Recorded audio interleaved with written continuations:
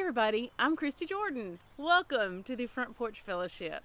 We're so excited to have you here, and I cannot wait to begin reading the whole Word of God with you on October 2nd when we begin again in the beginning. One of the questions I get asked a lot when people join this group, or when people are considering joining this group, is what translation do I need? What Bible should I get to do this group with you?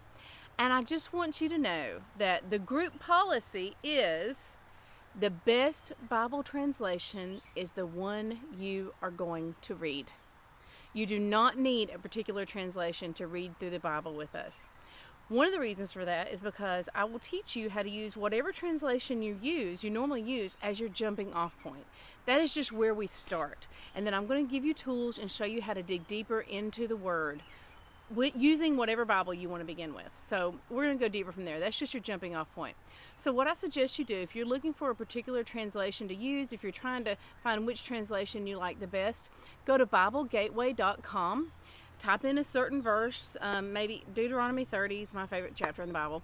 So just type in Deuteronomy 30, and then if you look on the right-hand side, you'll see a little drop-down menu, and you can switch between translations and see which one speaks to you the most. Which one is the easiest jumping off point for you to understand what it's saying?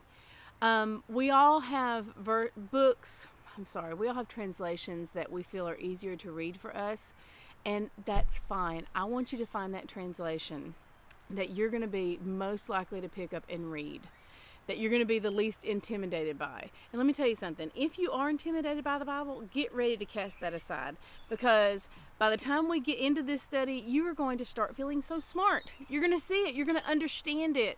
These words that may have seemed kind of cryptic or complicated or even hard to just begin to understand, they're going to start to make sense. You know why? Because we're covering this in deep prayer. And as I said, the angel said in Daniel 10:12, from the moment you set your heart to understand, your prayers have been answered. And the Father's going to meet us where we are, and He is going to guide us in this study. So I want to encourage you to go to BibleGateway.com, switch between translations, and see which one kind of speaks to you the most as a good jumping off point. I view translations as jumping off points. That's where we start. Now, we do have a rule in the group that we do not argue Bible translations. That's not saying we can't discuss Bible translations, but every now and then somebody will come in and they're just really hung up on one translation, and they may feel that everyone should be forced to read that one translation, and that's not something that we do in this community.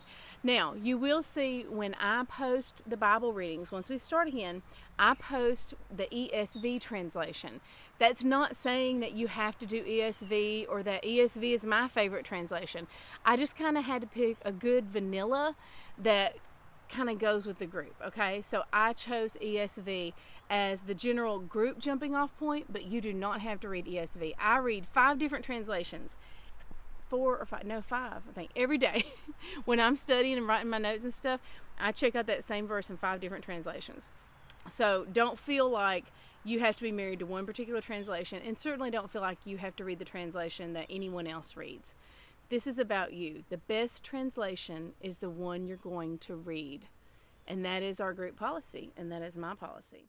Be encouraged, because great things are about to happen in your spiritual life. I love y'all. Y'all have a good day, and I look forward to getting to know you better and reading His Word. Bye.